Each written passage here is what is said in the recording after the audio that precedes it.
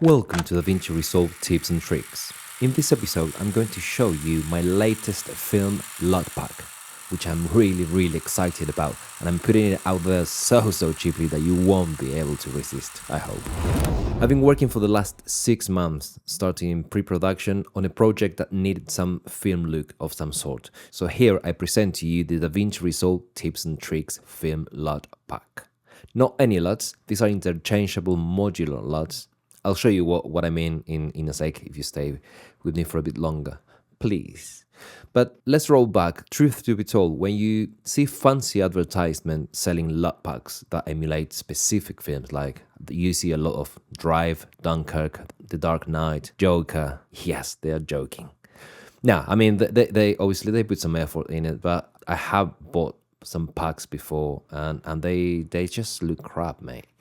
Because unless you shoot specifically to those styles, including production design, camera, lens, light package, etc., those LUTs will give you, I don't know, a flavor of something, but nothing like the film they're trying to sell to you. So the base is the film emulation of some sort.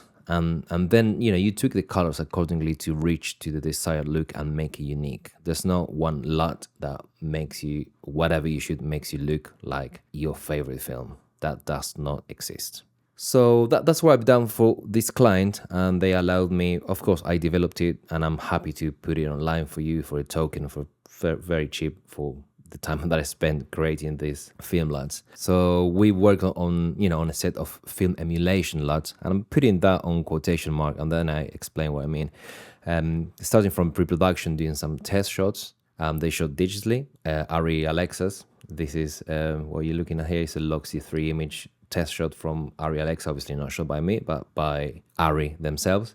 But yeah, we did some shots with the DOP, and we tweaked the colors based on film, print, and negative emulations, starting with a film look and then move it a little bit to accommodate the taste to the DP and the director and whatever suits the film better. So that's why I'm offering modular LUTs, because it's not one LUT. So all this, you can combine all these LUTs in a set of 2, I call it negative and print, to come up with different flavor of contrast, colors, densities, negative and print.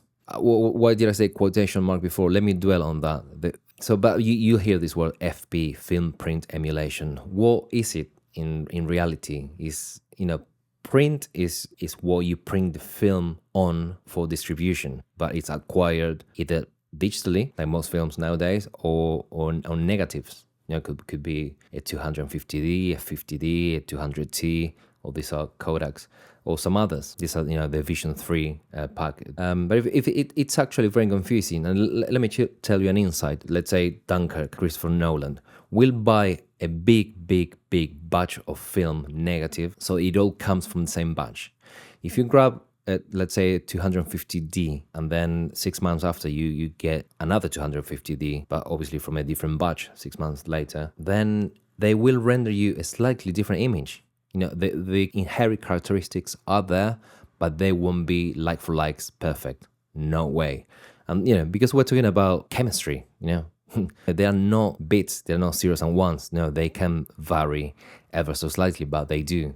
Film print emulation for digital, yes, you can get the flavors, you can get a look that you may associate with films or films that you watched in the past. Anywho, so my pack, let's go to my pack. My pack is not a film print emulation. I'm not selling that. I'm selling you, it will render you an approximation of a film look. I didn't even call it by, this is a 250D, this is a 50D, this is a 200T. No, these are divided in daylight, in tungsten, with different levels of contrast, 3 variations, a pull and push effect, and I'm offering 2 different type of daylight, 2 different type of tungsten negatives, and then 2 different print emulations, each print with 3 different contrast flavors. Good. So let's start with the good stuff, and let me show you some images and how things look.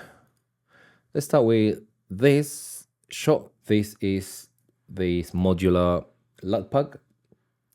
This is Rex 09. As you can see here, I divided my negative and my print, and you can combine them as you please. Let's jump to this test shot that's very colorful, and it's called a chart, so I can show you different negative and prints render the image. Let's start from the start.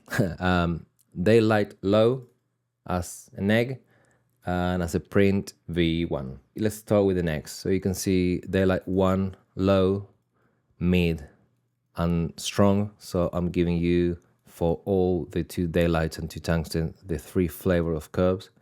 But not only that, the prints have a different curve as well. So if we jump on the print node, as I said, this is V1, which is the strongest. V2 is a bit softer.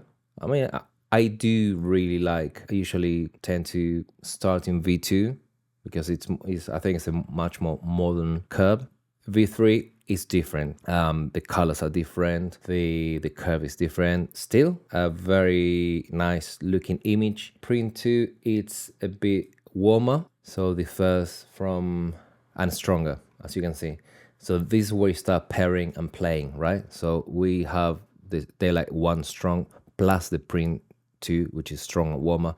So we can decide to go low. We can start low on the negative and strong on the print 2, which is strong and warmer. And as per the other one, V2 is a bit softer and V3 is slightly different in terms of colorimetry and contrast curve. I like print V2, 3, but I think I can push the colors a bit, you know. Then it becomes really punchy. Nice, modern, punchy, vibrant. As you can see, I just play with only daylight and prints, and we got a lot of different looks. Variations are quite stylized split toning schemes.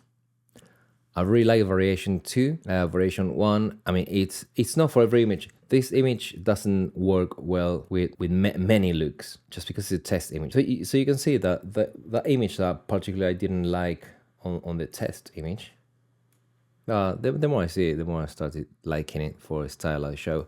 But, you know, for some more real life, and these are all things mostly that I shot, yeah, for a cool look, it is, let's just play a few, you know, it is good. So as I said, just experiment. Everything's gonna render you a very cool look, but not every look is for every image. So yeah, so variation 3 is another scheme. So split tone, split tone, split tone.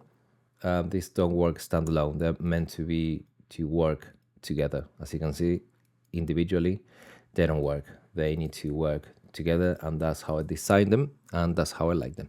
And then you can do a pull and a push. Big creamier colors. I probably add the stronger, something like that.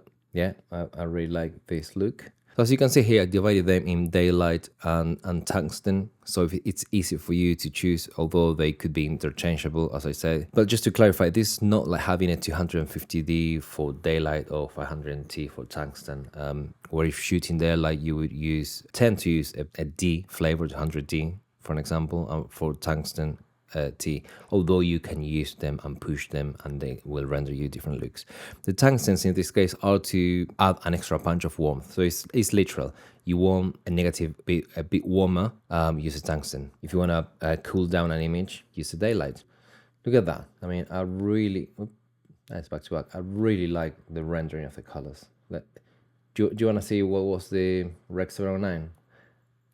When I shot it, I was looking more or less this image. It was rendering me these colors, probably with a bit more contrast, depending on the monitor and the brightness of the monitors we use on set. But yeah, this is my clean DaVinci White Gamut S-Log 3 to Rec 09 as an output. And this is one of my many film looks. What else? We have this shot here, actually, and look what the print does. This is Rec 09, grabbing a still, so we can compare. Disable Rec 09. Just grab this. If you, this is a quick tip. If you don't know, you know, as I said, these are interchangeable. So the LUTs, when you drag them, they don't come with a name. So how to know which LUT is what? So one thing is just hovering over the node, and it will tell you which LUT you're using. And the second one, to know exactly what the LUT is, right click LUT and, you know, follow the ticks, and it will tell you exactly where it is. In this case, the print 1v1. And we are using the tungsten too. But let's compare. This is a Rec 709. You know what this look like instantly? I mean, this just coincidence. This reminds me of the Ozark, right? Yeah, this is again the Rec 709. The leaves, the color of the light.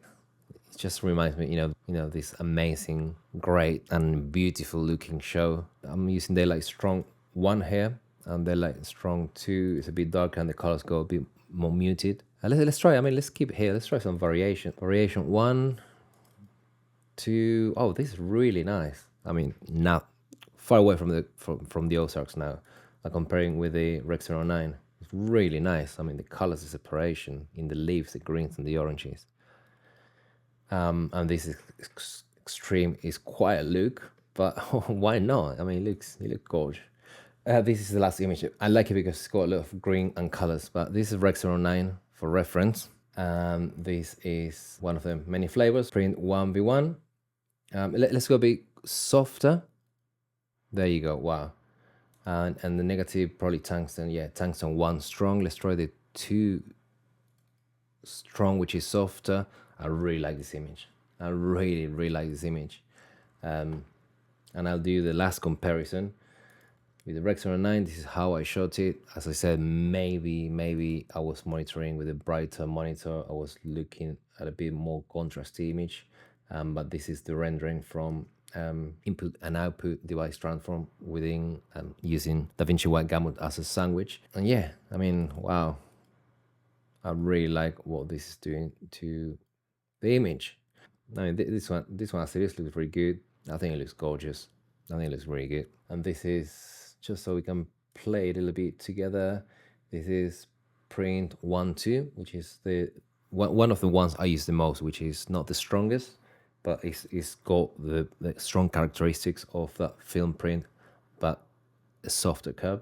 Yeah, I mean, I like this. I just leave it there. I really like all the skin tones, all the variations. Ooh, look at this. What am I using? This looks amazing. Daylight 2 strong and 1-2 most probably. Wow. So this is my Rex 09. I mean, it looks.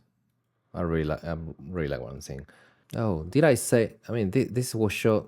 It looks nice. It looks nice. It was shot with an A7S3. This is with a negative and a print combination out of my pack, plus some goodies that I offer in my fixed notary. I think one last thing, and I didn't mention it, the Rec 09 output, it's embedded here on the print. So these two work as they are. You don't need an ODT. So the ODT is embedded in the print. You need an IDT.